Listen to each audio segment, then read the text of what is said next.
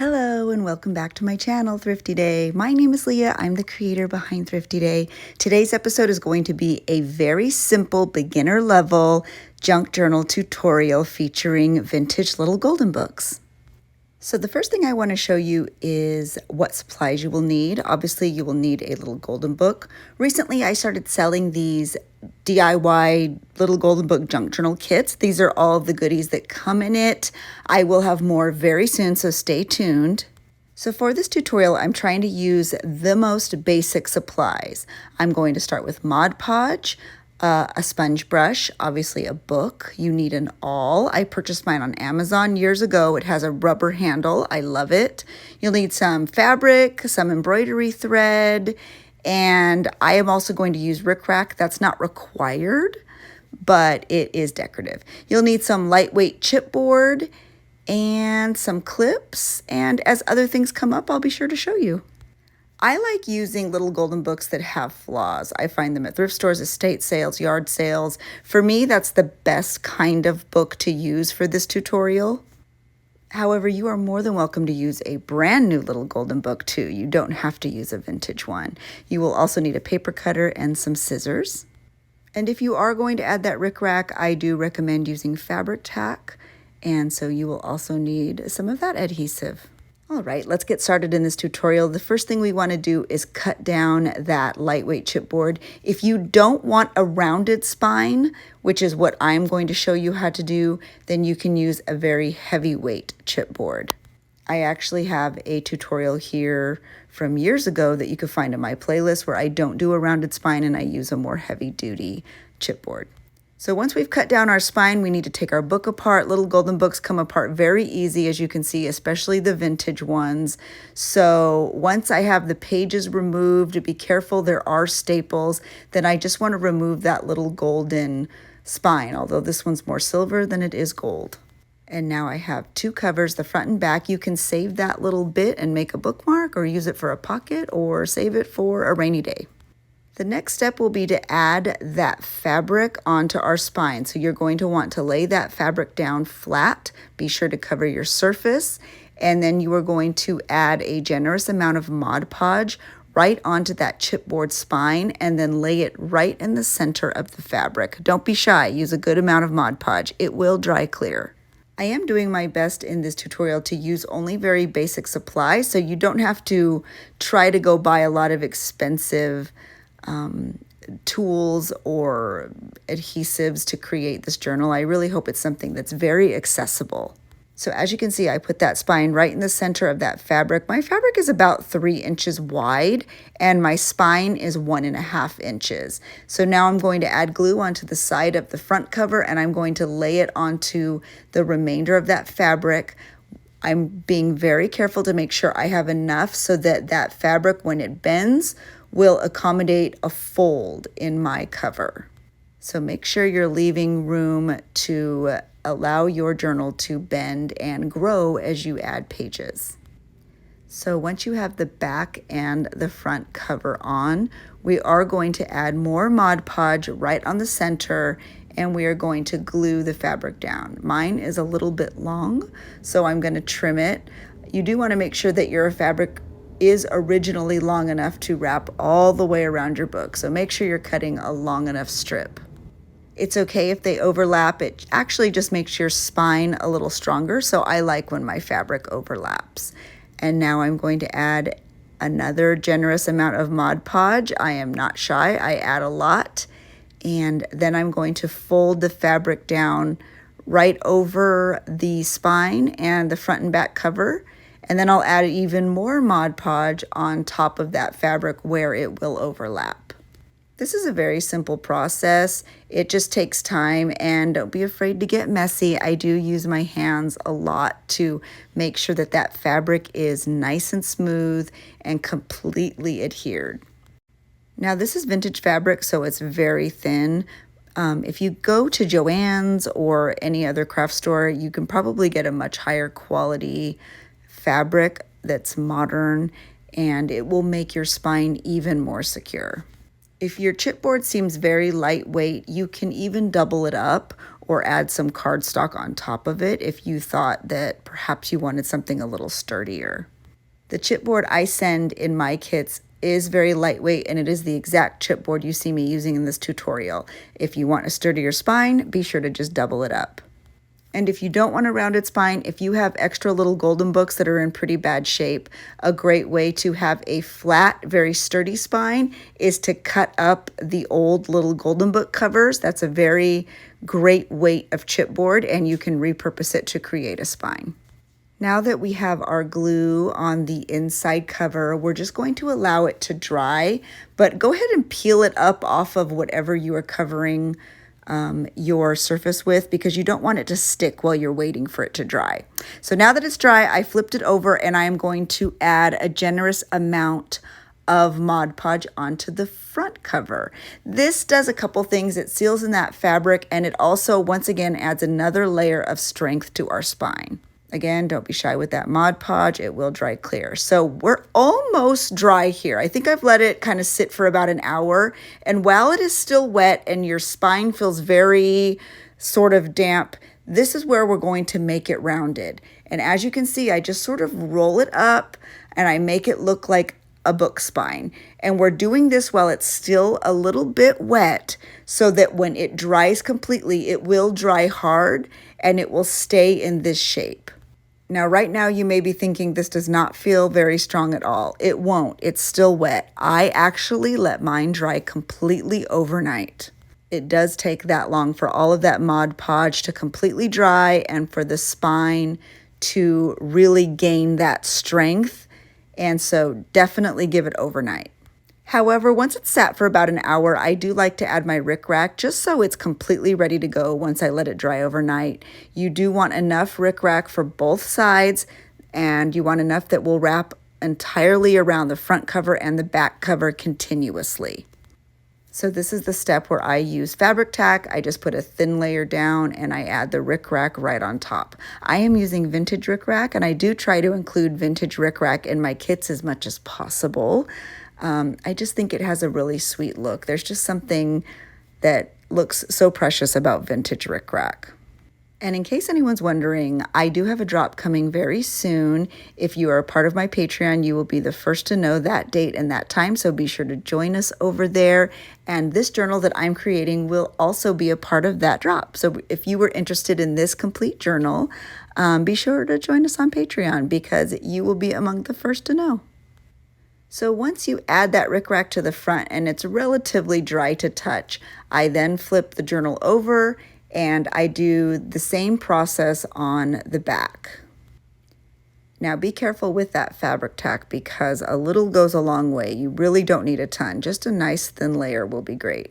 And a little pro tip with that fabric tack, it's very expensive, so make sure you are always putting the cap back on after every use. I know it's tempting to keep it open while you're working, but that glue will last you so much longer if you are really diligent about keeping that cap on tight.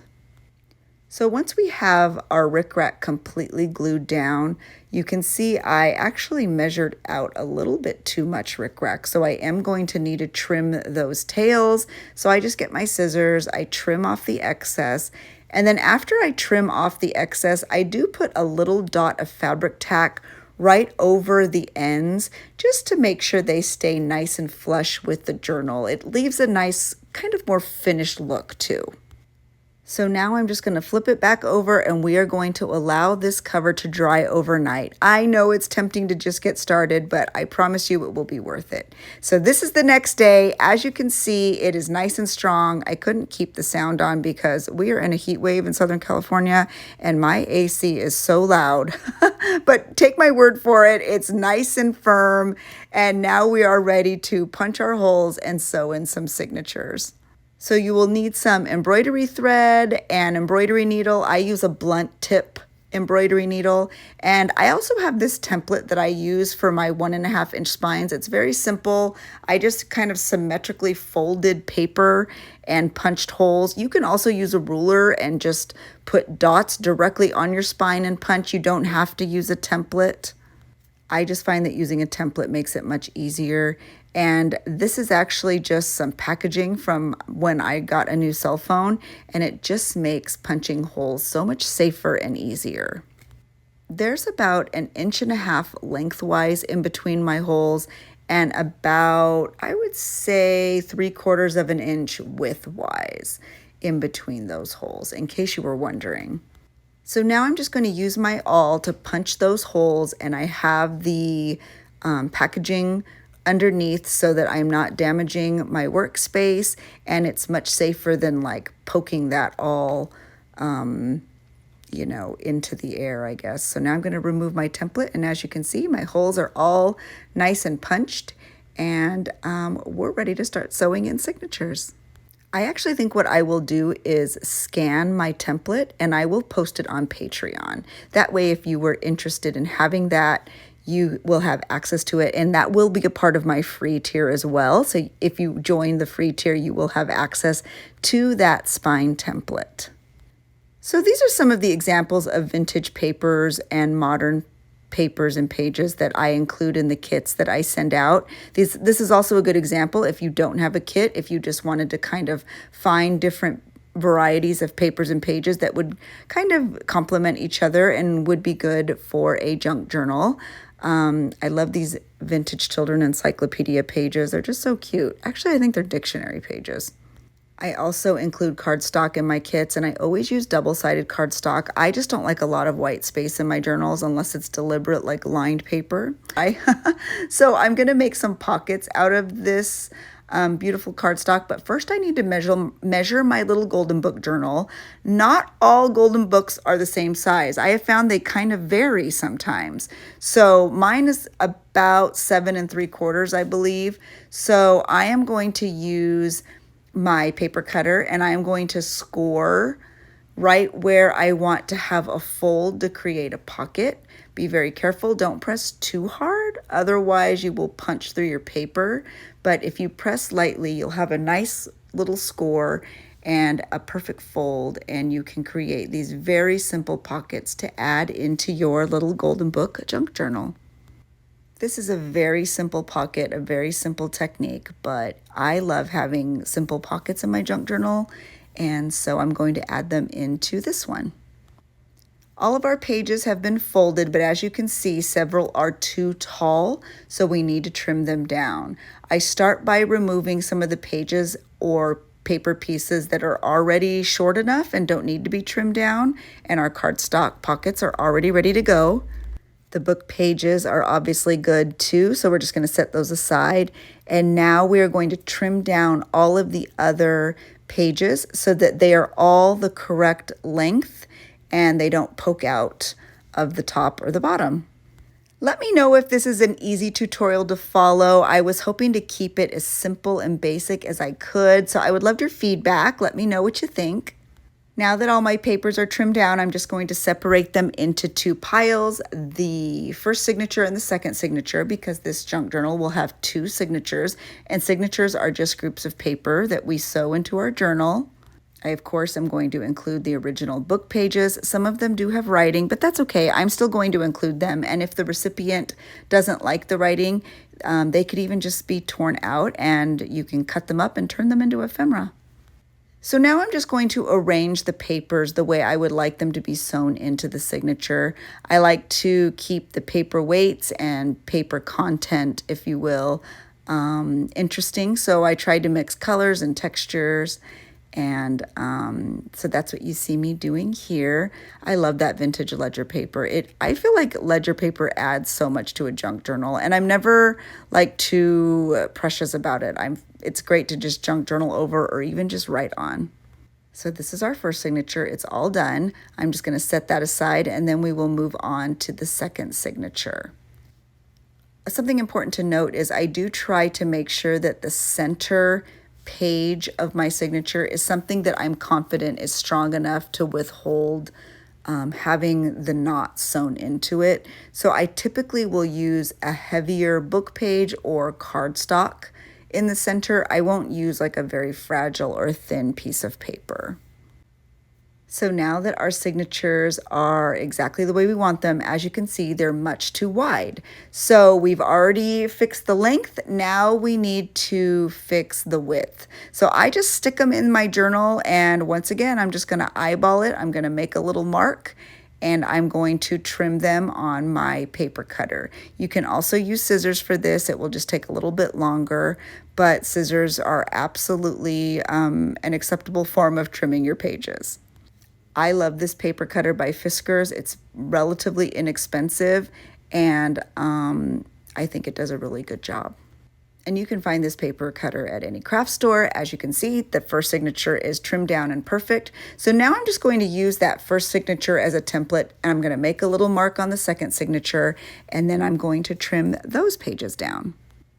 I'm just going to add a clip onto the side to make sure that those pages don't shift around while I am trimming, and then we will start to sew. But first, before we start to sew, obviously we need to punch holes into the signatures so that we can actually sew them in. This is going to be such a cute journal. Look at it's all coming together. I love when a journal comes together and starts coming to life. In our next step, we will need those binder clips, so have them handy. The first thing we are going to do is use the holes we already punched in the spine as a template to punch holes in our signatures. So I just kind of eyeball it. I see where my holes are in my spine, and I make marks on each of those signatures so I know where to use my awl to punch through. I personally love doing it this way because then I know my pages and my signatures are going to line up perfectly, and when I sew them in, they're not going to be sewn in too high or too low because I use the exact holes that I've already punched into my spine. So now we are going to use those binder clips to make sure that those pages don't shift around as we use our awl to punch the holes in. And once again, I just eyeball it. I see where those marks are and I stick my awl through. I'm actually going to add another clip because I don't know, they felt kind of shifty to me. So you're going to see I just kind of punch my awl through. Be very careful. This is only for adults. This is not for children. If a child wants this little golden book junk journal, please be sure to assist them. Never let a child do this on their own. And I say this in so many videos and on so many lives, I highly, highly recommend purchasing an awl with a rubber handle. It will just give you more control, and those awls are very, very sharp. Our next step will be using embroidery thread to sew. So measure out about 3 times the length of your book. I am using pink embroidery thread. I'm going to kind of use that washi tape as an anchor, and I'm going to tape it to the inside of the signature so that when I sew, that tail doesn't pull through. I'm going to start in the middle hole, and then I'm going to go up to the top hole. I'm going to go back through that center hole, being very careful not to go through the thread or punch through the thread. I'm going to go to the bottom hole. Once I'm in the bottom hole, I'm going to go back into the middle hole. Be very careful not to go through your embroidery thread with that needle. Go back to the top hole, go all the way through your signature. This time, skip the middle hole and go all the way down to the bottom hole. Come out the outside of the spine, go back into that middle hole, and once you are through, you are going to pull it all the way through, and then we are going to tie a triple knot. You can remove your binder clips as well. I know that might have seemed a little bit confusing, but if you rewind it and maybe watch it on slow-mo, it'll make a lot more sense. I always make sure that my embroidery thread is nice and taut on the spine before I tie any knots. And I always tie a triple knot. I don't know, it's just me. I'm sure a double knot would be fine. And we are so close. We are almost done. We just sewed in our first signature, and now we are going to sew in the next signature. Also, it doesn't matter if you sew in the first signature or the second signature. The order doesn't matter. I just, for some reason, always start with the last signature and work my way to the front. But the order doesn't matter. So I am going to show you once again how to sew in your signatures, just in case you missed it the first time. And then the last and final step to finishing this junk journal will be adding some corners to the covers.